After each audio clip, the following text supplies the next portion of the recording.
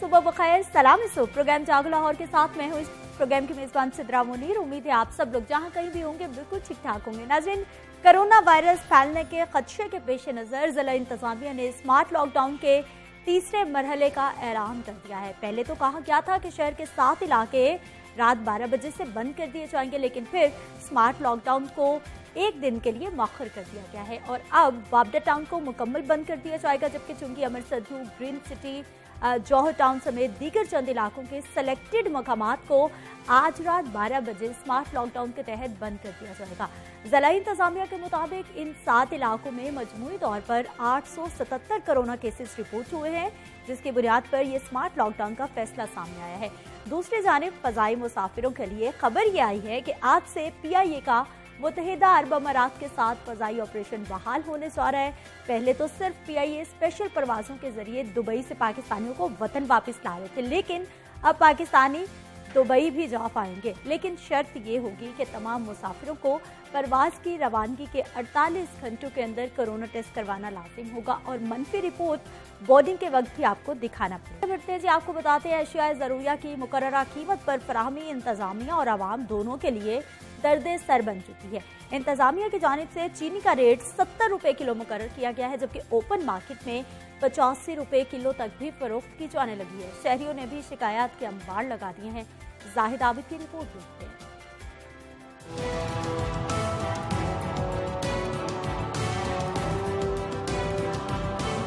सस्ती चीनी का हसूल भी आवाम के लिए इम्तहान बन गया। इंतजामिया की जानब से चीनी का रेट 70 रुपए किलो मुकर्रर, लेकिन मार्केट में कहीं से भी सस्ती चीनी नहीं मिल रही। इंतजामिया की जानब से महंगी चीनी बेचने पर पकड़ धकड़ और जुर्मानों का सिलसिला भी जारी। अकबरी मंडी में 100 किलो चीनी की कीमत 7800 रुपए हो गई, जबकि परचून मार्केट में चीनी का रेट 82 से 85 रुपए किलो है। इंतजामिया परचून मार्केट में चीनी 70 रुपए किलो फरोख्त कराने के लिए सरगर्म। कीमतों के तनाज़ा पर अक्सर दुकानदारों ने चीनी की फरोख्ती कम कर दी।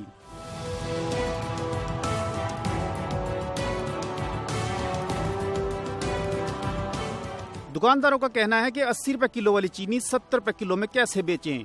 इंतजामिया एक्स मिल रेट कम कराए, मार्केट में रेट खुद ही कम हो जाएंगे। ना हुकूमत की तरफ से हमें कोई चीनी आई है, ना इस तरह की कहीं से भी चीनी नहीं आ रही है। 82 रुपए किलो हमें मिल रही है, 70 रुपए कैसे बेचे? हुकूमत ने अपने बंदे छोड़े हैं दिहाड़ी लगाने के लिए। पिंड में आ जाते जी चीनी क्या भाव बेचते हो, भाई ये पूछने के लिए आते, ये तो बताओ कि हम किस भाव से लें। 80 रुपए हमें पड़ती है तो वो हम नहीं लेके आ रहे, ना हम सेल कर रहे हैं। अगर वहाँ से सस्ती मिलेगी तो हम सस्ती भी सेल करेंगे। आवाम का कहना है कि रेट का तयन पता नहीं कैसे होता है। जो रेट मुकर्रर करते हैं उस पर मार्केट से अशिया ही गायब हो जाती हैं। चीनी की मुनासिब कीमत पर फराहमी यकीनी बनाई जाए। दुकानदार कहते हैं कि हमें मिलती है सर, तो क्या करें, हमें वारा नहीं पड़ती। या तो हमें कुम्मत दे 70 रुपए किलो, फिर हमें आपको भी 70 रुपए किलो दे दें। ये हुकूमत की नेग्लिजेंसी है कि उन्हें कंट्रोल करें सबसे पहले जो मंडीज में बैठे हुए हैं, ये सबसे बड़ा फैक्टर है। मगर गवर्नमेंट उन्हें कंट्रोल नहीं कर रही है, एंड कस्टमर कंट्रोल कर रही है। चीनी की कीमत का तनाज़ा गुज़श्ता चंद माह से जारी है, लेकिन अभी तक इसका कोई पायदार हल सामने नहीं आ रहा।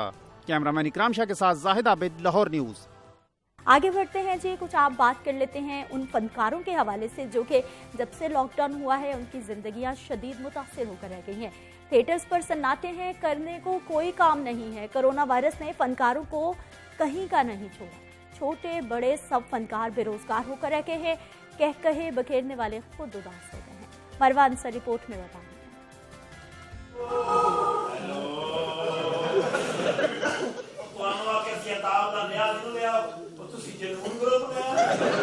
शहरों पर कह के बिखेरने वाले खुद उदास, थिएटर्स बंद, छोटे बड़े फनकार सब बेरोजगार, लोगों को हंसाना और दिलों में बसाना। फनकारों को तो बस यही एक हुनर है आता। थिएटर्स को लगे ताले, फनकार बेरोजगार हुए सारे और अब तो गुर्बत और महंगाई की चक्की में भी पिसने लगे हैं। फनकार अपने घरों की चीजें बेच के गुजारा कर रहे हैं और इतने फाका कशी आ गई है फनकारों पे कि बता नहीं सकते। 4 माह हो गए हैं, लोगों के घर के किराए तो चढ़े हुए हैं। उसके अलावा जिन लोगों के घर में एसी थे उन्होंने एसी बेच दिए हैं, जिसके पास कोई बाइक थी या जो बर्तन वगैरह लोगों ने बेच दिए हैं। फनकार एक दूसरे को हैं दुख सुनाते और कभी लुड्डो खेलकर हैं जी बहलाते। पिछले 2 माह से हम बार बार पंजाब गवर्नमेंट को और वफाकी गवर्नमेंट को रिक्वेस्ट कर रहे हैं कि एहतियाती तदाबीर के साथ हमारे सिनेमे और थिएटर जो हैं वो खोल दिए जाएं। वज़ीर आज़म इमरान खान से रिक्वेस्ट कर रहे हैं हमारे थिएटर खोल दिए, हमारे चेहरों पे जो लोगों को हम हंसाते थे, मुस्कुराहटें देते थे, हम अपनी चेहरों पे भी मुस्कुराहटें ले आए। फनकारों ने कभी मिन्नत समाजत से लिया काम और कभी एहतजाज का दामन लिया थाम, लेकिन थिएटर्स है बदस्तूर बंद। बेरोजगारी के बाइस फनकार बिरादरी परेशान, कहते हैं हमारा कोई भी पुरसाने हाल नहीं, हुकूमत थिएटर खोलकर हमारे दुखों का मदावा कर सकती है। कैमरामैन साजिद इलियास के साथ मरवान से चौधरी, लाहौर न्यूज़। नाज़रीन, रिपोर्ट आपने देखी है। फनकारों की परेशानी भी बिल्कुल वजह है कि हालात ठीक नहीं है। फनकार तो हमारे ऐसे मासूम हैं कि जब उनको थिएटर्स में और इस तरह की जगहों पर काम नहीं मिलता तो वो मार्केट में जाके क्या दूसरा काम करे, जबकि मार्केट आजकल इतनी ख़राब है कि रोज़गार के मौके बिल्कुल भी नहीं मिल रहे। खैर, अल्लाह करे जो आने वाले वक्त में बेहतरी आ जाए हालात में भी और हमारी मुआशी सूरत हाल में भी। ये मैं ब्रेक पे जाऊँगी, लेकिन वापस आएंगे तो हम बात करेंगे गवर्नमेंट की जानिब से स्कूल खोलने का ऐलान कर दिया गया है, कब खुलेंगे, क्या SOPs होंगे, इम्प्लीमेंटेशन कैसे होगा, बात करते हैं ब्रेक के बाद।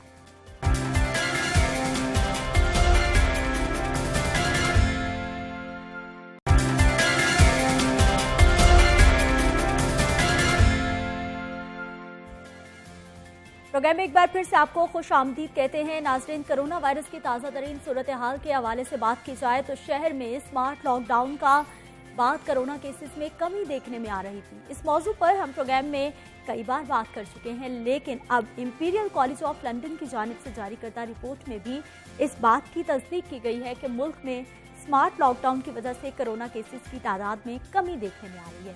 रिपोर्ट में मजीद ये भी बताया गया है कि स्मार्ट लॉकडाउन से कबल मुल्क भर में एक हफ्ते में 900 के करीब अमवात सामने आ रही थी, जो कि अब कम होकर 530 तक आ चुकी हैं। और खित्ते की बात की जाए तो पाकिस्तान में कोरोना ट्रांसमिशन रेट 0.74 है, जो भारत, ईरान, बांग्लादेश और अफगानिस्तान से भी कम है। नाज़रीन, पूरे मुल्क की तरह लाहौर में भी स्मार्ट लॉकडाउन के मुस्बत नताइज देखने को मिल रहे हैं। गुज़िश्ता माह 16 जून को शहर में पहले स्मार्ट लॉकडाउन का आगाज हुआ, जिसमें शहर के 61 मकामात को मुकम्मल तौर पर बंद किया गया। उस वक्त शहर में कोरोना केसेस की तादाद 27,210 थी और रोजाना की बुनियाद में 8 से 900 केसेस, जबकि 40 से 50 अमवात सामने आ रही थी। ये लॉकडाउन 14 दिन बाद 1 जुलाई को खोला। उस वक्त शहर में रोजाना 3 से 400 केसेस, जबकि 10 से 15 अमवात रिपोर्ट हो रही थी, जो कि केसेस और अमवात की शरह में यकीनी तौर पर एक बड़ी कमी। नाज़रीन, इसी दौरान शहर के मजीद 7 इलाकों में स्मार्ट लॉकडाउन किया गया, जो 4 जून को खोल दिया गया। और अब शहर में तीसरी बार स्मार्ट लॉकडाउन का ऐलान कर दिया गया है, जिसमें वाबडा टाउन है, EME, जौहर टाउन और दीगर इलाके शामिल हैं। पहले तो कहा गया था कि गुज़िश्ता रात ही 12 बजे इन तमाम इलाकों को बंद कर दिया जाएगा, लेकिन फिर ज़िला इंतज़ामिया की जानिब से एक रोज़ मौखर कर दिया गया और आज रात 12 बजे इन इलाकों को बंद कर दिया जाएगा। कौन कौन से इलाके हैं, क्या SOPs होंगे, इन तमाम मामलों पे बात करेंगे और इसके साथ साथ बात करेंगे जी स्मार्ट लॉकडाउन का कितना असर हो रहा है। हमारे साथ मौजूद हैं डॉक्टर जावेद अकरम साहब हैं, वाइस चांसलर हैं आप यूनिवर्सिटी ऑफ हेल्थ साइंसेज के। नुमाइंदा लाहौर न्यूज़ इमरान मलिक हमारे साथ मौजूद होंगे। आप दोनों को प्रोग्राम में खुश आमदीद कहते हैं। डॉक्टर साहब, स्मार्ट लॉकडाउन कितना मौसर, कितना फ़ायदा? इंपीरियल कॉलेज की भी एक रिसर्च आई है, हमारी वज़ीर सेहत साहिबा भी तारीफ़ कर चुकी हैं कि हम लोग खित्ते में भी बेहतर हैं। देखिए, जहाँ तक इम्पीरियल कॉलेज का तल्लक है तो वो बिल्कुल ही गैर मुस्तनिद रिपोर्ट्स हैं, क्योंकि इम्पीरियल कॉलेज किसी भी फॉर्म में या किसी शक्ल में वो पाकिस्तान में मौजूद नहीं है। डॉक्टर साहब, वज़ीर सेहत साहिबा हवाला दे चुकी है, वो ज़रूर दे चुकी होंगी। अगर आपको पहले इम्पीरियल कॉलेज की एक रिपोर्ट याद हो जो उन्होंने आज से 3 हफ्ते पहले दी थी, और उन्होंने कितने लाख लोगों की डेथ का कह दिया था, 4.5 लाख लोगों को उन्होंने कहा था कि जुलाई तक मर चुके होंगे। आपने ठीक कहा। तो फिर ये भी वैसी ही रिपोर्ट है कि देखें, जब के ऑन ग्राउंड कोई नहीं होगी चीज़ और वो वहीं बैठ के कोई अपने अंदाजे से कर लेंगे कैलकुलेट, तो वो तो ऑब्वियसली वो डाटा सारा फैब्रिकेटेड ही हो सकता है। लेकिन जहाँ तक कि देखें, आर फैक्टर की आप बात कर रहे हैं, तो आर फैक्टर हमने पिछले जब आपका प्रोग्राम किया था उस वक्त डिस्कस किया था कि 1.9 1.8 के करीब था। अब डेफिनेटली वो कम हुआ है, इसमें कोई शक नहीं है। ये कहना मेरा ख्याल है कि एक फैक्टर ये हो सकता है ज़रूर कि लॉकडाउन, और उस वक्त भी हमने ये कहा था, हमारी तो वह खैर जो गुजारिश थी उस वक्त ये थी कि कंप्लीट लॉकडाउन हो, लेकिन जाहिर है कि ना होने से तो बेहतर है स्मार्ट लॉकडाउन भी है किसी किस्म का भी। देखिए मकसद तो ये है कि लोगों का पीपल टू पीपल कांटेक्ट रोका जाए, चाहे वो खुद रोक लें या गवर्नमेंट रोकवा ले उनको। खुद कोई रोक नहीं रहा और आपको पता ही है कि अभी तक अनफॉर्चुनेटली अगर हम ये समझते हैं कि कौम में इस कदर शऊर आ गया है कि वो हर चीज़ आप पाबंदियाँ उठा लें और वो इस ईद पे जो आ रही है वो हाल नहीं होगा जो पिछली ईद पे हुआ था। तो मेरा ख्याल है कि ये टू मच टू एक्सपेक्ट, जबकि हमें ज़मीनी हक़ाइक़ खुद भी पता हैं, अपना एजुकेशन लेवल, अंडरस्टैंडिंग लेवल खुद पता है। जो कौम अब फटीग में से गुजर रही है इस बीमारी की वजह से काफ़ी हद तक रवैये में डॉक्टर साहब मुसलसल हम बात करते रहे हैं, ऑब्जर्व भी करते रहे हैं। तो मैं समझता हूँ कि ज़ाहिर है कोई भी जो भी किसी किस्म का इंटरप्ट करने वाले जो ट्रांसमिशन साइकिल है जहाँ पे लोगों को आपस में समाजी राब्ते कम किए जा सकते हैं, चाहे वो स्मार्ट लॉकडाउन हो, अनस्मार्ट हो, टोटल हो, तो ये डेफिनेटली डिज़ीज़ को कम करेगा। डिज़ीज़ में एक ही फैक्टर है कि आप अपना मेल जोल कम करें, घरों में रह जाएं, घरों में दफातर बना लें। लेकिन अब प्रॉब्लम ये हुई है कि लोगों ने पहले, हमने ये भी कहा था कि घर कोई मस्जिद बना लें, अब घर कोई हॉस्पिटल्स बना लिया गया है। बहुत सारे हज़ारों केसेस ऐसे हैं जो हॉस्पिटल अब जाने की गवारा ही नहीं कर रहे, वो जा ही नहीं रहे, वो टेस्ट भी नहीं करा रहे, टेस्ट वो महंगे हैं। और एक फैक्टर है ये भी काफ़ी बड़ा फैक्टर है लाहौर में, शहर में। गांव में शायद इतना फैक्टर नहीं है, लेकिन शहरों में ये बहुत बड़ा फैक्टर है कि एक फटीग, डिजीज़ फटीग आ गई है, कोरोना फटीग।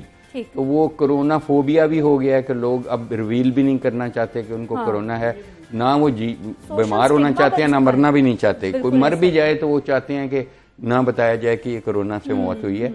इसलिए एक रिपोर्टिंग का भी प्रॉब्लम आ रहा है और लोगों ने जो बड़े क्रिटिकली इल हैं, मेरे कई पेशेंट्स हैं जिन्होंने फ़ोन किया तो उनको कहा जी टेस्ट करा लें, आ जाएं देख लेते हैं। उन्होंने कहा जी नहीं इधर ही बता दें। फिर बाद में जब उन्होंने ऑक्सीमीटर लगाया तो पता लगा ऑक्सीजन 85 से 87 तक है। कहा कि नहीं अब आप आ जाएं। उन्होंने घर में ही सिलेंडर ले लिया। सिलेंडर के बाद कोई टीके बताए तो वो भी उन्होंने घर में ही लगवा लिए। तो ये बहुत सारे ऐसे भी है भी है और एक खौफ। देखिए जबकि हमने कैपेसिटी बढ़ा ली टेस्टों की, लेकिन अब टेस्ट नहीं हम कर पा रहे, बहुत कम कर पा रहे। तो फिर जब टेस्ट कम करेंगे तो डिजीज भी कम रिपोर्ट होगी। इमरान मलिक, हमें सबसे पहले तो मुझे ये बताइए कि पहले तो रात 12 बजे बंद होने थे इलाके, ये एक दिन मौखर क्यों किया गया है कि जिन जिन लोगों ने अपनी कोई खाला, चची, नानी, ताई के घर जाना है वो सब निकल जाए? देखें सिद्रा मुनीर, मैं अभी डॉक्टर साहब की बात सुन रहा था और मैं जब भी डॉक्टर साहब बैठते हैं इनका प्रोग्राम अगर सुबह टाइम ना मिले तो रात को देखते हैं, लाजमी इनकी बात सुनते हैं क्योंकि इनकी बातों में बहुत सारी दूरअंदेश बातें होती हैं। और आज से 1.5 महीना पहले इन्होंने कहा, आज से 1.5 महीना पहले इन्होंने कहा कि अगर किसी को बुखार, नज़ला, जुकाम हो गया तो वो ये ना समझे कि उसको कुछ नहीं, ये उसको हो रही है, यही सिम्टम्स है और अपने घर में बैठ जाए, क्वारंटाइन हो जाए। और उसी बात पे बाद में हुकूमत ने SOPs जारी कर दिए कि 10 दिन कम से कम जो है वो बंदा घर बैठेगा, घर कोई हॉस्पिटल बना ले। और आज भी डॉक्टर साहब ने हमें कोई आला मखलूक का बीच में दर्जा भी दे दिया कि ये कौन सी मखलूक है कि हर काम कह रही कि मुझे हो भी जाए, मैं मरूँ भी ना। मगर डॉक्टर साहब की बातें बड़ी दूरअंदेश होती हैं। और अब आ जाते हैं ज़िले इंतज़ामिया की तरफ। तो कल जी सुबह कोई तकरीबन 8:15 साढ़े 8 बजे ये फैसला हो चुका था कि आज रात, यानी कि जो रात गुजर गई है बुध की रात 12 बजे जो है ये 7 इलाके जो हैं बंद कर दिए जाएंगे स्मार्ट लॉकडाउन पॉलिसी के तहत। मगर अब जो है सूरत हाल ये थी कि रात को तकरीबन 9:45 बजे ये फैसला किया गया कि लोगों के काफ़ी ज़्यादा फ़ोन कॉल्स आ रही हैं इन सोसाइटीज़ में से, इन जगहों से कि हमारे घर में राशन नहीं है, हमने ये काम करना है। आम लोग तो नहीं होंगे जो कौन, बिल्कुल डेफिनेट जारी बात है। अगर वैसे भी जो सोसाइटीज या इलाके बंद किए जा रहे हैं, अशिया ज़रूरिया की दुकानें तो बंद वहाँ नहीं, मगर वो कुछ ऐसा सिलसिला था कि जिसमें उन्होंने एक दिन के लिए इसको मौखर किया और आज रात 12 बजे के लिए किया। और मेरा ख्याल है अभी ठहर के कोई चीफ सेक्रेटरी पंजाब की मीटिंग भी इसी के ऊपर होगी और 7 लाखों को लॉकडाउन के हवाले से कोई पॉलिसी भी दी जाएगी। और उसके बाद जो है ये तो बात कंफर्म है कि आज ये इसमें EME डिफेंस का इलाका है, सोसाइटी है ये, एक इसके एंट्री एग्जिट को 4, 5, 6 गेट हैं। उसके बाद बावडा टाउन है मुकम्मल सील, और जोहर टाउन का जो है ब्लॉक है, टाउनशिप ग्रीन टाउन, और इसके साथ साथ ग्रीन सिटी सोसाइटी है, पंजाब एम्प्लॉइज़ सोसाइटी है जो EME सोसाइटी के थोड़ा सा अपोजिट है आगे जाकर, मगर ये वो इलाके हैं जिन इलाकों की रिपोर्ट जो है बाकायदा तौर पर की गई है। मुझे रात को एक हमारे दोस्त हैं एक अच्छी जगह पे बैठे हुए हैं, तो उन्होंने मुझे ये रिपोर्ट इस बात पे दी कि आपने इसको टीवी पे नशर नहीं करना, वैसे बता दीजिएगा। तो वो मैं आपको वैसे बता देता हूँ, टीवी पे मैं मदद चाहूँगा। उन्होंने बताया कि टाउनशिप A2 ब्लॉक है जिसमें टोटल पेशेंट जो रिपोर्ट हुए जून में वो 90 के करीब थे, और total patient in last 14 days वो 39 के करीब इसमें आए, और टोटल पॉपुलेशन यहाँ पे तकरीबन 8015 के करीब है। और इसके साथ साथ उन्होंने ये भी बताया कि DHA EME सोसाइटी में टोटल पेशेंट जो जून में आए वो 45 थे, और अभी भी 45 ही हैं लास्ट 14 डेज में। वावडा टाउन कंप्लीट जो बंद किया जाएगा, 415 टोटल पेशेंट थे जून में, खासी तादाद, और अब जो है वो 180 हैं लास्ट 7 डेज में। इसके बाद उन्होंने ये भी बताया कि जो टाउन C ब्लॉक में 32 के करीब टोटल पेशेंट थे लास्ट 14 डेज में, और अब जो हैं वो 17 हैं। चूँकि अमर सिद्धू मेन बाज़ार एरिया में 221 टोटल पेशेंट थे जून में, और अब जो हैं वो 52 हैं। अब Punjab government servant housing scheme में 46 थे, और अब जो हैं वो 25 हैं लास्ट 14 डेज में।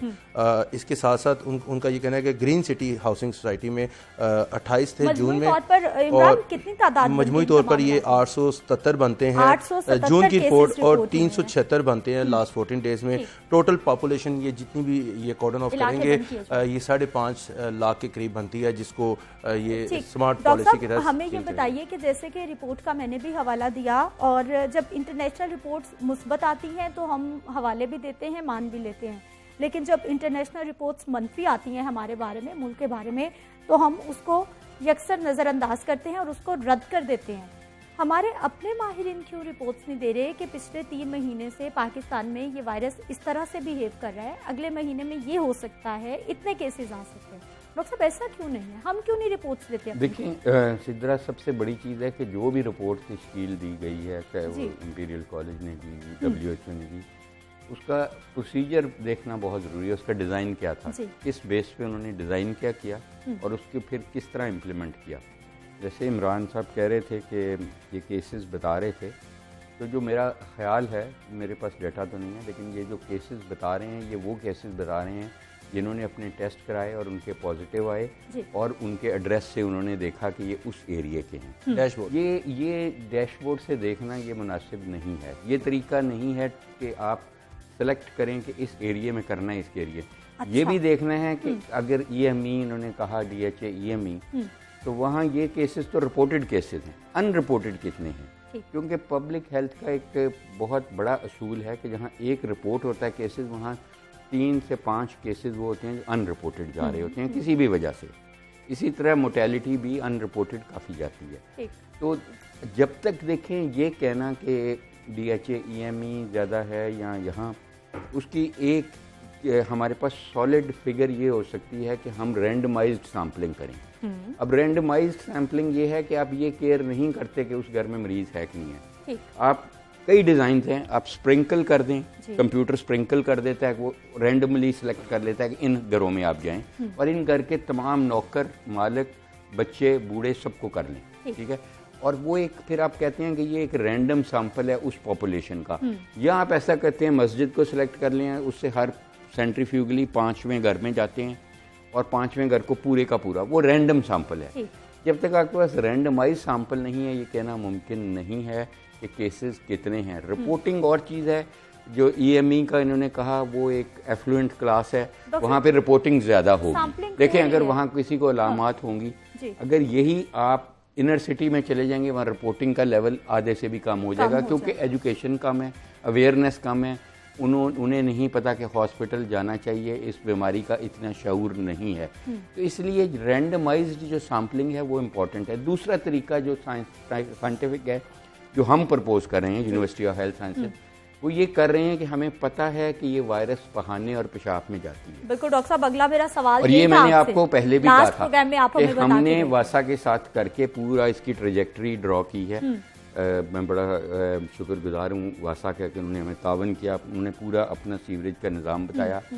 हमारे ख्याल में कि गवर्नमेंट को ये भी यूज़ करना चाहिए, ये बहुत अच्छा टूल है कि कि आप PCR का यही सैंपल सीवरेज में करें और आपको पता है कि इतने लोग रह रहे हैं, आज उस सीवरेज में अगर आपकी कट ऑफ वैल्यू इतनी है कि इतनी क्वांटिटी आ रही है और अगर वो क्वांटिटी कम हो जाती है तो वो एक बहुत बड़ा इंडिकेटर होगा, क्योंकि पॉपुलेशन आपकी स्टैटिक रह रही है, नंबर ऑफ पीपल जिनका सीवरेज से आ रहा है उतना ही है। इसमें सिर्फ प्रॉब्लम ये होती है कि बहुत सारे लोग कारें जब धोते हैं या जहाँ पे सर्विस स्टेशन है, लेकिन अगर आपने कंपेयर करना है तो वो उतनी कारें ही धो रहे होंगे एक हफ्ता पहले भी और आज भी। तो आपको ये वायरस का एक हार्ड पॉइंट मिल जाएगा कि आपके EME सेक्टर में या आपके वापडा टाउन में जो सीवरेज मेन लाइन आ रही है उसको जब सैंपल करेंगे। इस पे हम मजीद भी बात करते हैं कि आपने तो तजुर्बा कर लिया है और आपको लगता है, माहिरीन को लगता है कि ये कामयाब हो सकता है, तो फिर गवर्नमेंट इस तरह के तजुर्बात या फिर इस तरह के जो चीज़ें हैं उनसे फ़ायदा क्यों नहीं उठा रही? इमरान, हमें ये बताइए कि ये जो तमाम इलाके हैं इनको आज रात 12 बजे बंद कर दिया जाएगा। कौन से ऐसे लोग हैं जो स्मार्ट लॉकडाउन से मुस्तस्ना होंगे? कह रहे हैं कि जी आज रात बंद कर दिया जाएगा। कह रहे हैं, कल भी कह रहे थे और आज, क्योंकि कुछ लोगों मतलब ने, इमरान को अभी शुबा है। देखिए कल रात को जब मेरी बात हुई तो एक आदमी ने कहा मुझे कि जी हम पता नहीं किस गवर्नमेंट के साथ चल रहे हैं, आज मजीद फोन ना आज मजीद फ़ोन ना आ जाए। मगर ये भी कहा गया कि सुबह इसके ऊपर इजलास होगा और चिड़िया ये भी बताती है कि बहुत सारी चीज़ें जो होती हैं वो वक्त पे ऐसे ही होता है। और मुझे तो बड़ी आज परेशानी है कि जी इस तरह से होना था और इस तरह से नहीं हुआ। और ये कोई आम आदमी नहीं कह रहा होता, हमें आपको पता है कि जो कर रहे होते हैं, मगर मामला है इस पे भी। देखिए 7 बड़े इलाके अगर बंद हो सकते हैं तो इन इलाकों को बंद करने में कोई भी ऐसी बात नहीं है। मगर एक दिन के लिए मुखर करना, लोगों में पैनिक और क्रिएट हो जाता है, उनमें तशवीश आ जाती है। और क्यों नहीं बंद किए गए जी, हमारे इलाके क्यों बंद किए गए हैं, ये क्यों नहीं बंद हुए? तो इस तरह की सूरत हाल को जब देखा जाए तो फिर जो पस मंज़र को भी देखा जाए तो उसके साथ मुआवजा किया जाए, फिर बहुत सारी गलतियाँ कोताहियाँ भी सामने आती हैं। अब 7 दिन के इलाके बंद करने हैं तो ये कोई रॉकेट साइंस तो रह नहीं गई। हम कोरोना वबा से लड़ तो रहे हैं, तो सबको पता है कि ये प्रॉब्लम है, यहाँ पे केसेस आ गए हैं। यहाँ पे बाकी तमाम जितने भी माहिरीन हैं वो उनकी अपनी आरा है। इतनी ज्यादा सख्ती नहीं होती जिससे जरूरी स्मार्ट लॉकडाउन पॉलिसी जाने की इजाजत वो इसलिए कि आप जाहिर बात है कोई वहाँ पे हेल्थ सर्विस का बंदा भी रहता है, कोई वहाँ पे वकील भी रहते हैं, कोई मेरे जैसे जर्नलिस्ट भी वहाँ पे रहते होंगे। वहाँ पे उन्होंने अपना कार्ड दिखाना होगा, बाहर अंदर जाना होगा, मूवमेंट तो होती है। मगर जिस तरह से पहले किया गया था, जो मार्च के महीने में हमने देखा हो तो वो बहुत ज़्यादा तेज़ी के साथ जो है वो तमाम शहर को भी जो है बाकायदा सील किया गया था, जिसको अब ये स्मार्ट लॉकडाउन है। इन इलाके बंद किए जाते हैं मगर एक्टिविटी चलती रहती है ताकि लोगों को परेशानी ना हो। मगर इस वक्त एक मुझे रात को कॉल आई कि जी मेरी बेटी की तो मंगनी है। मैं कहा यार लॉकडाउन यहाँ पे कोरोना चल रहा है, यार फिर क्या करें, 4 बंदों ने आना है। तो उन्होंने मुझे कहा जी मेरी गाड़ियों का मैं क्या करूँगा, ये संडे को मंगनी है। तो मैंने कहा कोई मसला नहीं है, आप इस तरह करें, ये जो मंगनी है ये अगले इतवार को ले जाएं। तो कहते हैं यार मैं अब किस तरह से वो सबको कॉल करूँ। मैं 8 रोज का भी फैसला किया गया है, जी 1 हफ्ते। हाँ 1 हफ्ते का किया गया। इसके बाद 3 दिन, क्योंकि SOPs जो आए थे आज से कोई 10 दिन पहले हमारे रिपोर्टर ने बिलाल चौधरी साहब उन्होंने रिपोर्ट भी किया था कि 10 दिन का जो है क्वारंटाइन होना लाजमी है। तो वो हमारे अखबार की खबर भी है। तो उस वाले से 10 दिन के लिए 3 दिन के लिए तो सही करेंगे ये दोबारा से। मगर पहली दफ़ा तो ये 7 दिन के लिए इसलिए कहते हैं कि शहर में जो लोग हैं वो हमारे साथ कॉपरेट भी करें। आपको पता ही है कि हमारे बिल्कुल दफ्तर के बाहर लगा था तो क्या सूरत हाल थी, रोजाना डॉक्टर साहब लड़ाइयाँ झगड़े, वो बाइक वाले आते थे झगड़े और रोजाना ट्रैफिक ब्लॉक, और पुलिस का हौसला था, वो उनकी बातें भी सुनते थे और बड़ी अहम ड्यूटी पे खड़े थे और किसी के साथ उन्हें लड़ना भी नहीं था। उनको SOPs के साथ चलने के लिए कहा जाता था और वहाँ पे विजिट भी होते थे।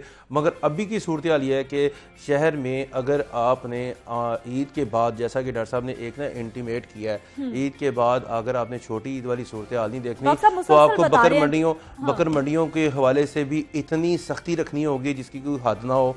आपको ईद की नमाज के लिए और आपको स्पेशली ईद से पहले बाजार और ईद के बाहर बाजारों को बंद करने पर गौर करना होगा। ये सारी सूरत हाल सामने रखनी होगी। डॉक्टर साहब, ये जो आपने सैम्पलिंग का बताया था, जो सीवरेज लाइन्स हैं, इस पे कोई आपने कोरोना एडवाइजरी ग्रुप से, वजीर सेहत साहिबा से कोई मुलाकात हुई हो? मुलाकात तो खैर नहीं हुई, लेकिन हमने बताया था और तजावीज़ दी हैं। और हम तो इसलिए कर रहे हैं कि हमारी यूनिवर्सिटी का एक रिसर्च प्रोजेक्ट है ये, तो लेकिन इससे फ़ायदा हासिल किया जा सकता है। बहुत सारे मुल्कों ने इसी पे बेस करते हैं अपने स्ट्रेटजीज़, लेकिन स्ट्रेटजीज़ आपने इस बेस पे करनी है कि आपके पास हार्ड डाटा क्या है, वरना वो स्ट्रेटजी आप डिज़ाइन नहीं प्रॉपरली कर सकेंगे। कि आप गलत मौके पे, एक तो टाइमिंग इज़ वेरी इंपॉर्टेंट, जैसे इमरान साहब बार बार कह रहे हैं कि अब हमें ये पता है कि ईद आ रही है और हमारा पिछला एक्सपीरियंस भी है ईद का। रमज़ान में हमने बहुत कहा था कि जी ईद पे आप एक तरह से, जाहिर है हम बीइंग ए टेक्निकल डॉक्टर हम तो बीमारी देखते हैं, बाकी गवर्नमेंट ने तो पूरा मुल्क देखना होता है, वो एक अलग चीज़ है।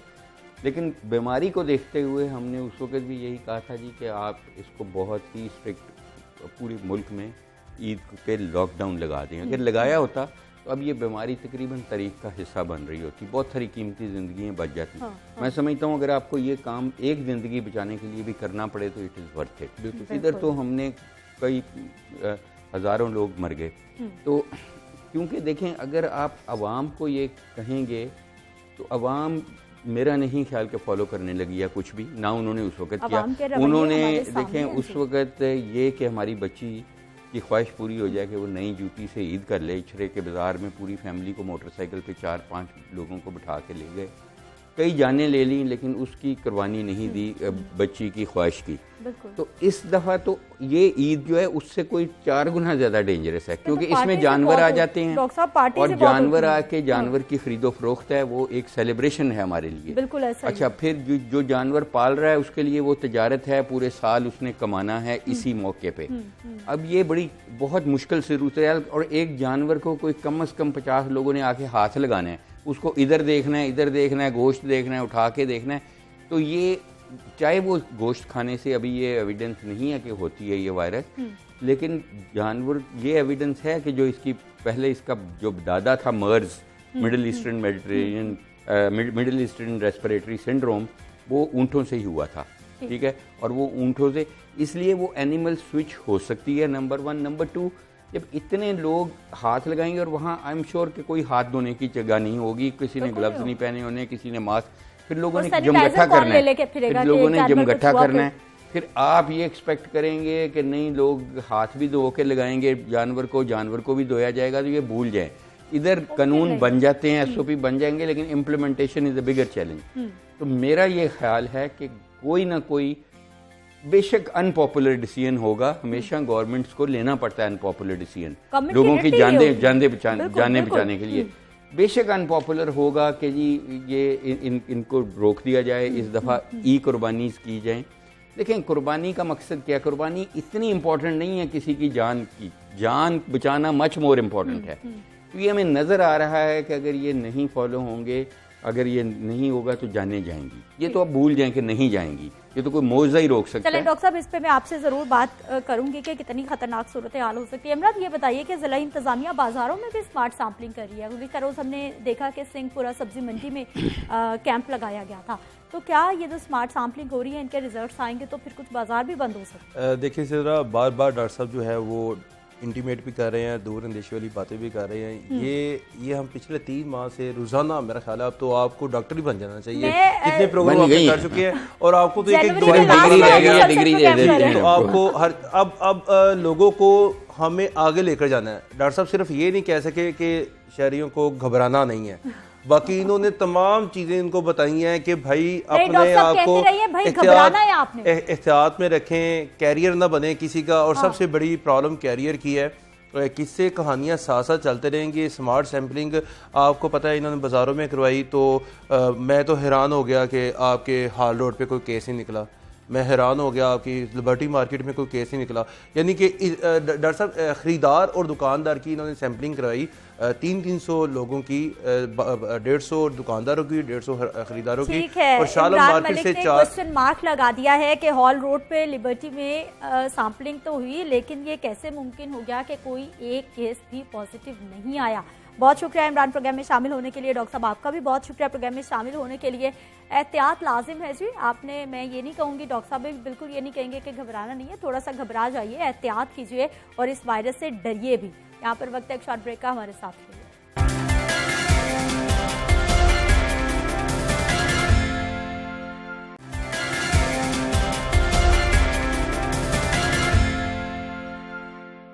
प्रोग्राम में एक बार फिर से आपको खुश आमदीद कहते हैं। नाज़रीन, आज हमने आपकी मुलाकात करवानी है कौम की ऐसी बासलाहियत बेटी से जो कि दूसरों की सलाहियतों को उजागर करने के लिए खूब काम कर रही हैं और अभी चंद रोज़ पहले ही उनको डियाना अवार्ड से नवाजा गया है। डियाना एक ऐसा इदारा है जो कि लेडी डियाना की खिदमात को सरअंजाम देने के लिए, उनको खराज अकीदत पेश करने के लिए कायम किया गया था 1999 में और उस वक्त से लेकर आज तक वो मुख्तलिफ ममालिक में जो कि तरक्की पजीर ममालिक हैं उनके लोगों की मदद करते हैं, बल्कि वहाँ पर जो फाउंडेशंस होती हैं, जो NGOs होते हैं, ख़ास तौर पर जो नौजवान सोशल वर्क में काम कर रहे होते हैं, उनकी सलाहियतों को मनवाने के लिए, उनकी सलाहियतों को देखते हुए उनको अवार्ड्स दिए जाते हैं।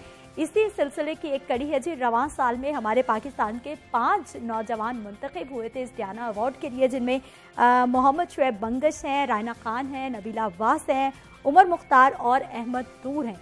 आज हम आपकी मुलाकात रायना से करवाने वाले हैं जो कि एक फाउंडेशन भी चलाती हैं, ख़वातीन को एम्पावर करने के लिए खूब काम कर रही हैं। उनसे बात कर लेते हैं। रायना, प्रोग्राम में हम आपको खुश आमदीद कहते हैं। सबसे पहले हमें ये बताइए कि ये डियाना अवार्ड हासिल तो आपने कर लिया, एक बहुत बड़ी अचीवमेंट है। अस्सलाम वालेकुम, थैंक यू सो मच आपका भी एंड लाहौर न्यूज़ का भी फॉर हैविंग मी। वाकई में डियाना अवार्ड बड़ी अचीवमेंट है, बहुत बड़ा एजाज़ है और जब मुझे पता चला कि मुझे ये अवार्ड मुझे मिल जाए तो उस वक्त मुझे इस अवार्ड का खुद अंदाज़ा नहीं था।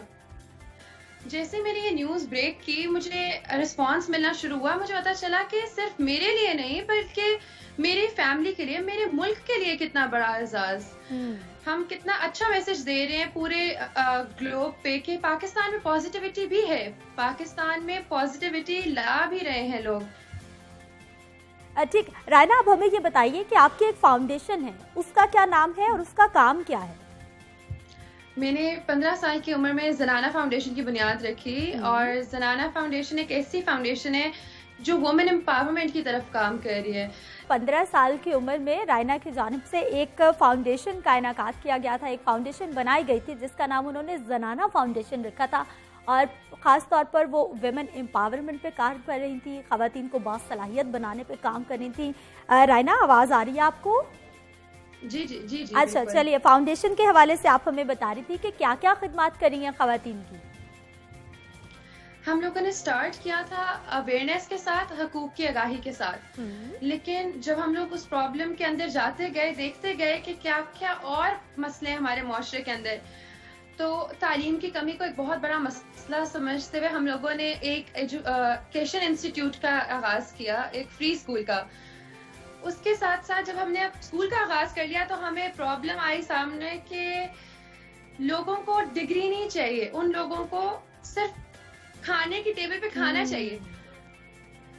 उसको देखते हुए हम लोगों ने एक तो उनको एजुकेशन की इम्पोर्टेंस बताने की कोशिश की और साथ साथ वोकेशनल ट्रेनिंग सेंटर भी खोला ताकि उनको एम्प्लॉयमेंट दे सके, उनको उनके कमाने का एक जरिया दे सकें। अच्छा रायना, ये बताइए कि ये सिर्फ 15 साल की उम्र में तो लड़कियां सजने संवरने पे जोर होता है, उनका स्कूल कॉलेज जा रही होती हैं, यूनिवर्सिटी जा रही होती हैं, एंजॉय कर रही होती हैं, आपके जहन में ये कैसे बात आई कि मुझे एक फाउंडेशन बनानी है और खवातीन की मदद करनी है जो बहुत ज्यादा परेशान है? जब देखें आपको खुद सजने संवरने का मौका मिल रहा होता है और आपके इर्द गिर्द ऐसी औरतें होती हैं जिनको बोलने की भी आजादी नहीं होती है, तो उस वक्त आई थिंक कि आपकी अपब्रिंगिंग में चीज आती है कि आपके पास खुद एक चीज है, आप चाहते हैं कि वो आप दूसरों को भी दें, दूसरों को, क्योंकि ये एक ऐसी चीज है कि मैंने ये किसी को नहीं देनी है, ये एक मुआशरे ने किसी को नहीं देनी, ये हर औरत का बुनियादी हकूक है। उनको हमने सिर्फ एक ऐसा एटमॉस्फेयर देना है, एक ऐसा एनवायरनमेंट देना है जिसमें वो उन बुनियादी हकूक को इस्तेमाल कर सकें। ठीक, रायना आप हमें ये बताइए कि इस तमाम मामले में आपको क्या क्या चैलेंजेस दरपेश रहे, क्योंकि हमारी सोसाइटी को मेल डोमिनेंट सोसाइटी कहा जाता है, तो ऐसे में खवातीन का कुछ भी करना, इस तरह की फाउंडेशन बनाना या दूसरी खवातीन की मदद करना एक बहुत बड़ा चैलेंज हो जाता है। क्या क्या मुश्किलात दरपेश आई या अभी तक आ रही हैं? ये ज़नाना फाउंडेशन की बुनियाद ही ऐसे टाइम पे रखी गई थी जब मेरे घर की जो घर पे मेरे काम करती थी उन्होंने आके बताया कि उनके शौहर उनकी बेटियों को पढ़ने नहीं देते और उन्हें कितना शौक है कि उनकी बेटियां पढ़ाई हासिल कर सकें। स्टार्ट ही किसी की स्ट्रगल से हुई और चलते चलते फिर और औरतें उसमें आती गई और बच्चे उसमें पढ़ने आते गए। जब स्कूल खुल गया तो हर चीज़ प्रोवाइड कर रहे थे, हर तरह की फैसिलिटी मिल रही थी, लेकिन लोगों को लग रहा था कि बहुत आज़ाद ख्याल है। हमें रोका जा रहा था कि जी आप हमारे इस मोहल्ले में ना आया करें, आप औरतों को क्या सिखा रही हैं। फिर हम लोगों को पता चला कि हमें उनको प्रॉपर ग्रास रूट लेवल से बताना पड़ेगा कि पढ़ाई क्यों ज़रूरी है, उसका क्या फ़ायदा है। उन चीज़ों को देखते हुए हम लोगों ने अपनी कैंपेन को उस तरह मोल्ड किया और उस तरह उन लोगों को टारगेट किया कि इसका ये फ़ायदा होगा कि देखें सिर्फ ये पढ़ नहीं रहे हैं, इनको हम लोग यहाँ पे नौकरी भी दे रहे हैं, ये कमा के भी देंगे, ये आगे जाकर इनको किसी का जुल्म इसलिए नहीं सहना पड़ेगा कि इनके पास कमाने का कोई जरिया नहीं है, क्योंकि ये अपने पाँव पे खड़ी नहीं हो सकती हैं। अच्छा रायना, आप इतना अच्छा काम करी हैं, आपने देखा होगा कि हमारे मुआशरे में बहुत सारी बेचारी गरीब गुरबा खातीन हैं, अनपढ़ हैं, उनका किस तरह से इस्तेसाल किया जाता है। अब हमें ये बताइए कि आप 15 साल की उम्र से ये फाउंडेशन भी चला रही हैं, खातीन की मदद भी कर रही हैं, ऐसी बेचारी बेसहारा खातीन से मिलती भी हैं, उनके मसाइल भी हल करती हैं। कितनी तब्दीली आ गई, अभी कितनी तब्दीली की ज़रूरत है और कितना वक्त लगेगा? मुझे लगता है कि तब्दीली आने में भी बहुत बहुत वक्त लगेगा, लेकिन अगर हर बंदा ये समझ ले कि उसके करने से तब्दीली आ सकती है और तब्दीली आएगी, तो फिर वो दूर नहीं है। जब अगर मेरी तरह या अगर उन सब नौजवानों की तरह जिन्होंने अवार्ड हासिल किया या जो रोज कोई ना कोई नई चीज करने की कोशिश कर रहे हैं, अगर उनकी तरह हर बंदा ये काम करना शुरू कर दे, अगर मैं 250 औरतों को तालीम दे सकती हूँ एक छोटे से प्लेटफॉर्म से, तो अगर हर पाकिस्तानी हर नौजवान ये करना शुरू कर दे, तो मुझे नहीं लगता कि वो दिन दूर है जब हम लोग कह सकेंगे कि हम लोग एक सेम पेज पे हैं और तब्दीली वाकई आ रही है। रायना, हमारे मौशी रवैये भी ऐसे ही हैं कि हम खुद भी कुछ करना चाहें तो आसपास के इतने ज़्यादा प्रेशर्स आ जाते हैं कि बंदे का जो असल मकसद होता है वह कहीं खो जाता है।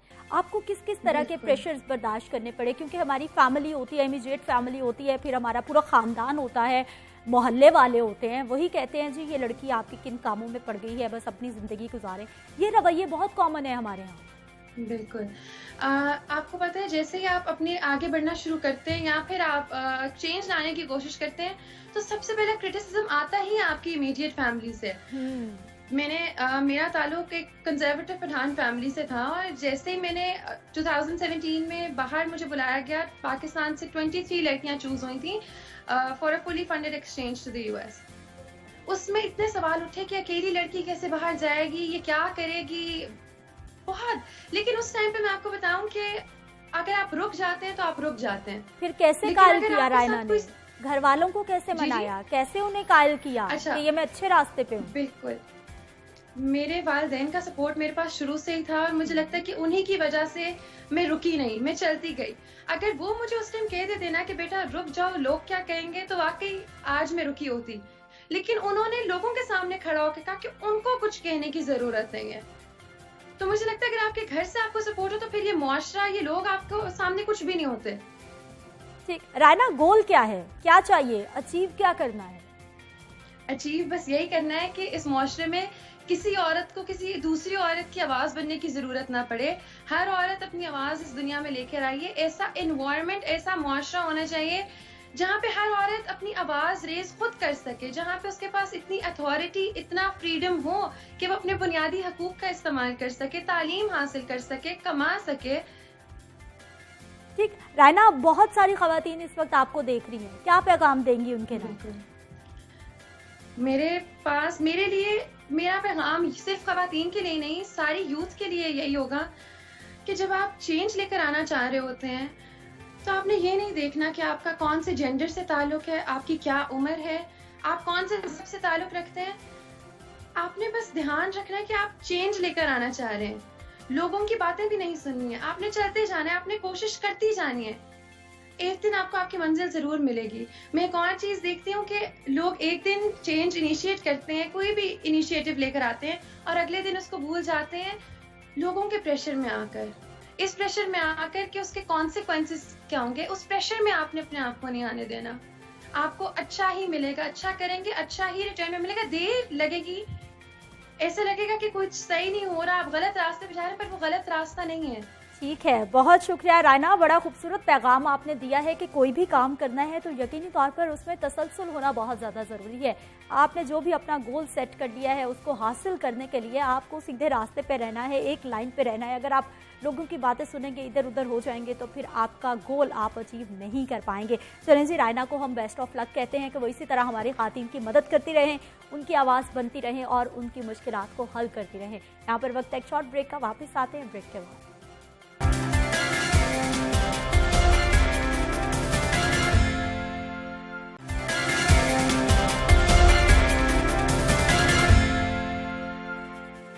प्रोग्राम में एक बार फिर से आपको खुश आमदीद कहते हैं। बात करेंगे कुछ आपकी सेहत के मसाइल के हवाले से और ख़ास तौर पर जो लोग ये सोच रहे हैं कि गर्मी के मौसम में वज़न कम हो जाता है, क्या ये बात दुरुस्त है, या फिर कुछ लोग ऐसे हैं जो सोच रहे हैं कि गर्मी में वज़न बढ़ जाता है, उनके हवाले से, या फिर कुछ लोग ऐसे हैं जो कि समझते हैं कि गर्मी के मौसम में वज़न पर कोई असर नहीं पड़ता। इन तमाम कॉन्सेप्ट्स में से ठीक कॉन्सेप्ट क्या है, इस हवाले से हमने बात करनी है। आयशा नासिर माहिर ग़िज़ाइयात हमारे साथ मौजूद होंगी। आयशा, इंट्रो में मैंने बताया, अब हमें आप बताइए कि ये कॉन्सेप्ट कहाँ तक ठीक है, कौन सी अप्रोच दुरुस्त है, वज़न कम होता है नहीं होता, गर्मी के मौसम का कुछ असर होता है या नहीं होता? देखिए, जो गर्मियों में हमारे पास खुराक अवेलेबल होती है वो ज़्यादातर वेट लॉस में मदद करने वाली होती है, और जो सर्दियों में खुराक, सर्दियों में हमें फ़ैट ज़्यादा चाहिए होता है क्योंकि हमें सर्दी के अगेंस्ट फ़ैट ने बचाना है। जैसे जितने हमारे पास ड्राई फ्रूट हैं वो बेसिकली फ़ैट को ज़्यादा बढ़ा देते हैं। गर्मियों में हमारे पास जो खुराक है वो बुनियादी तौर पे वो है जो वज़न कम करने में हेल्प करती है, लेकिन excess of everything is bad.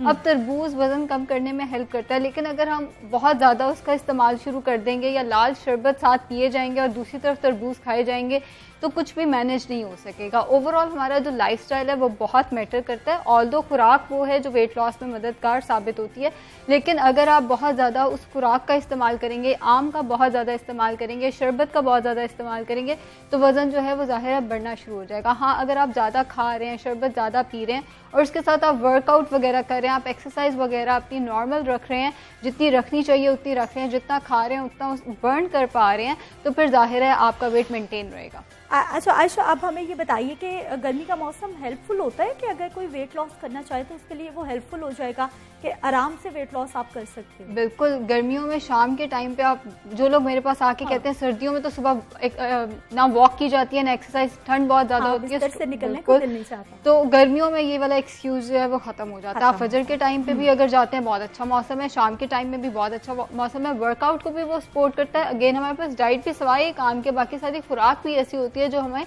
Weight loss में हेल्प कर रही होती है, सो ये बिल्कुल ठीक है। अच्छा, कौन सी ऐसी ग़िज़ाएं इस्तेमाल गर्मियों में की जा सकती हैं कि जिससे हम अपना वेट लॉस कर सकते हैं? कोई 5-7 kg अगर पर मंथ करना चाहे तो क्या करें वो लोग? अच्छा, जो रिकमेंडेड वेट लॉस है वो 4 kg पर मंथ है। पर मंथ, बिल्कुल, इससे ज़्यादा अगर आप वेट लॉस करते हैं तो साइड इफेक्ट्स आएंगे बिल्कुल, और बहुत सारे कॉम्प्लिकेशंस उसके साथ आ सकती हैं। अब बात यह है कि किस किस्म की खुराक का इस्तेमाल करना चाहिए। सबसे पहली चीज़ तो ये, excess of everything is bad. कोई भी चीज़, चाहे मैं सब्जी का नाम भी लूँ, ज़्यादा इस्तेमाल नहीं करनी। अगर सब्जी है तो वो एक बॉल आप दोपहर में इस्तेमाल कर सकते हैं, एक बॉल आप रात के खाने में इस्तेमाल कर सकते हैं। रात को रोटी आधी करते हैं, जितनी आप खा रहे हैं उसको बस आधा कर देते हैं आप, तो उसी से वेट लॉस जो है वो शुरू हो जाता है। रोटी के साथ कभी भी दाल नहीं लेनी। दाल के बारे में मिथ है कि ये प्रोटीन है, दाल प्रोटीन प्लस कार्ब है। उसमें जब आप उसको रोटी चावल के साथ लेंगे वो वेट गेन कराएगी, जब आप उसको चम्मच के साथ खाएंगे वो वेट लॉस कराएगी। अच्छा आयशा, ये सफेद चने, काले चने, इनका भी एक कॉन्सेप्ट है कि ये भी वेट लॉस करते हैं? बिल्कुल, ये अगर दालों के उसमें आते हैं, ये आते हैं उसमें। अगर आप इसका सालन बना के रोटी या चावल के साथ खाएंगे वेट गेन होगा, लेकिन अगर आप चना चाट का इस्तेमाल करते हैं, आप दही बॉयल करके, बिल्कुल उसमें ज्यादा सारी सब्जियां डाल लें, 1 कप चने हो, उसके अंदर पूरा बॉल सब्जियों का डला, ऊपर लीमू हो और साथ में चाट मसाला वगैरह, तो वो आपकी पूरी की पूरी सर्विंग, प्रोटीन कार्ब की सर्विंग पूरा कर देगा। फाइबर भी, क्योंकि सब्जियां हैं, वो भी आ जाएगा, एक चटपटा फ्लेवर भी आ जाएगा, वो वेट लॉस में हेल्प करेगा। लेकिन वही चावल, अगर वही चने आपने चावलों में डाल के चने वाले चावल बना लिए, सालन बना लिया, तो फिर वो जाहिर है वेट गेन कराएगा। अच्छा आयशा, अब हमें ये बताइए कि लोग कहते हैं कि जब आपने वेट लॉस करना है तो आप चावल बिल्कुल नहीं खा सकते, जबकि कुछ लोग कहते हैं कि आप अगर चावल बॉयल करके उसका पानी निकाल दें, उसकी पिच निकल जाती है तो उसमें मोटापा कम हो जाता है या उसमें फैट का जो भी कंटेंट है कम हो जाता है। क्या ऐसा ही है? देखिए, जब राइस खाए जा सकते हैं? देखें, जो बॉइल्ड राइस है, जब आप उसकी पिच निकाल देते हैं उसमें कार्ब्स वाकई निस्बतन कम हो जाते हैं, लेकिन फिर भी अगर आप वही पूरी प्लेट भर के खा लेते हो, चाहे आपने जितनी, बिल्कुल 5 to 8 टेबलस्पून पकने के बाद, खवातीन है तो वो 5 टेबलस्पून इस्तेमाल करें, मर्द हैं तो चूंकि उनकी रिक्वायरमेंट ज़्यादा होती है वो 8 टेबलस्पून पकने के बाद 8 टेबलस्पून होने चाहिए, उसका इस्तेमाल करें, उससे ज़्यादा नहीं अगर वेट लॉस। आयशा, कैलोरीज अपनी काउंट करना या उनको एक रेंज में रखना कितना ज़रूरी है? लोग खा रहे होते हैं, दोपहर को मीठा खा लिया थोड़ा सा, सुबह खा लिया 5-6 चम्मच, शाम को 1 गिलास शरबत का पी लिया और फिर कह रहे होते हैं हम डाइटिंग कर रहे हैं, हालांकि वो जो इतना सा शरबत या मीठा खाया उसमें ढेरों कैलोरीज आप इनटेक कर चुके हैं। बिल्कुल ऐसे ही कैलोरीज को अपने अपने मॉनिटर करना है। अब तो हमारे पास चीज़ें इतनी आसान हो गई हैं, मोबाइल में सारी कैलोरी कैलकुलेशन आप कर सकते हैं। हाँ। जहाँ हम उल्टी सीधी वीडियोस देख के तो कोरोना का इलाज निकालते रहते हैं, वहाँ हम अपने लिए कोई सेहत वाली चीज़ देखें और अपनी कैलोरीज जो हैं वो ज़ाहिर है पूरी की पूरी परफेक्ट तरीके से आप कैलकुलेट नहीं कर सकते, ऊंच नीच हो जाती है। आपने चावल खाए, मैंने चावल खाए, क्वांटिटी भी सेम है, आपके घर में चावल पकाने का तरीका डिफरेंट था, मेरे घर में तरीका डिफरेंट है, कैलोरीज डिफरेंट होंगी, बट आप एक अंदाज़ा तो लगा सकते हैं। खुद को बिल्कुल छोड़ देने से बेहतर है कि आप अंदाज़ा लगा के चलें कि आप कितनी कैलोरीज ले रहे हैं। आपने शरबत का जिक्र किया, उसके साथ साथ मैंने देखा है कि लोग बिस्किट्स का बहुत ज़्यादा इस्तेमाल करते हैं। हम तो बहुत हल्का नाश्ता करते हैं, या 2 रस खा लिए या 2 बिस्किट, ये भूल जाते हैं कि उसमें कैलोरीज बहुत ज़्यादा है, उसमें ऑयल भी आ जाता है, उसमें कार्ब्स भी आ जाते हैं। इससे तो बेहतर आप एक रोटी खा लें, उसमें निस्बतन कम कैलोरीज। अच्छा, ये भी ऑयल की आपने बात कर दी है, लोगों को लगता है कि ऑयल अब जिंदगी से निकाल देना है अगर आप डाइटिंग कर रहे हैं। ये गलत है। हमारा जो पाकिस्तान में लाइफस्टाइल है, हमारा ऑयल से कभी भी वेट नहीं बढ़ता। हमारा वेट बढ़ता है रोटी चावल के साथ, चीनी के साथ, मीठे के साथ, डिजर्ट्स के साथ। हमारा वेट ऑयल के साथ नहीं बढ़ता, जंक फूड से बढ़ता है। जंक फूड तो जाहिर है वो तो बहुत बड़ा फैक्टर है, उसमें ऑयल भी आ जाता है, उसमें कार्ब्स भी आ जाते हैं। लेकिन हमारी जो सबसे ज्यादा हाई कैलोरी चीज़ है वो मिठाइयाँ हैं हमारे पास। जलेबी होगी, जलेबी में भी ऑयल कम है, कार्ब ज़्यादा है, शुगर उसमें ज़्यादा है। बेसिकली हमने शुगर को कट डाउन करना है, फैट लिमिटेड या आप जिसे कह सकते हैं हेल्दी क्वांटिटी में लेना है। अच्छा, अब आयशा हमें ये भी बता दीजिए कि जो लोग ऐसे हैं वेट लॉस करना चाहते हैं, अगर उनकी जो नीड है बॉडी की वो 2000 कैलोरीज हैं और वो 1 मंथ में 4 kg आप कह रहे हो हेल्दी है, तो वो कितना कट डाउन कर लें? कितनी कैलोरीज एक दिन में इस्तेमाल करें? जितनी आपकी कैलोरीज रिक्वायरमेंट निकलती है। जाहिर है हर एक की 2000 तो बिल्कुल एक हेल्दी इंडिविजुअल की है, अगर सेडेंट्री लाइफस्टाइल है तो आपकी कैलोरीज कम होती रहती हैं। तो जितनी आपकी कैलोरीज निकली है उससे 500 माइनस कर देनी है आपने। अच्छा, मतलब 1500 फर्क नहीं पड़ेगा। ये तो फिर डाइटिंग आसान काम है, लोगों ने तो बहुत मुश्किल बना दी, क्योंकि हम गलत किस्म की डाइटिंग करते हैं ना, खुद को भूखा रखते हैं, उससे उल्टा वेट गेन होना शुरू होता है, इंसुलिन रेजिस्टेंस शुरू होती है, वेट गेन होना शुरू होता है, फिर हम कहते हैं भूखे रह रहे के मर गए लेकिन वजन कम नहीं हुआ, और फिर हमें लगता है डाइटिंग पता नहीं कितनी मुश्किल चीज़ है। सैलेड्स का इस्तेमाल कितना इम्पोर्टेंट है? सैलेड में फाइबर होता है जो कि हमें भूख नहीं लगने देता। दोपहर को, रात को सैलेड का इस्तेमाल जो है वो रोटी की क्वांटिटी या चावल की क्वांटिटी कम कर देता है। इसके अलावा हमारे दिल के अमराज के लिए बहुत अच्छा है, शुगर के लिए बहुत अच्छा है, ब्लड प्रेशर को मेंटेन रखने के लिए बहुत अच्छा है। सलाद के ना सिर्फ वेट लॉस में फ़ायदे हैं, हमारी हेल्थ के लिए भी फ़ायदे हैं। तो कम से कम 5 कप सब्जियां कम से कम दिन में आपने ज़रूर इस्तेमाल करनी है। ठीक है, बहुत शुक्रिया आयशा नासिर, आप हमारे साथ मौजूद रही और हमें बता रही थी जी गर्मियों में आप वेट लॉस कर सकते हैं। बिल्कुल कर सकते हैं आसानी से। हमारे पास बहुत सारे ऐसे सैलड्स मौजूद हैं, वेजिटेबल मौजूद है, लेकिन बिल्कुल भूखे रहकर अपने ऊपर जुल्म नहीं करना, बल्कि अपने खाने पीने को थोड़ा सा कंट्रोल कर लें, पोर्शंस में ले जाएं, तो आप ठीक से डाइट भी कर लेंगे, वेट भी लॉस कर लेंगे। इजाज़त दीजिए, कल सुबह मुलाकात होगी। अल्लाह निगहबान।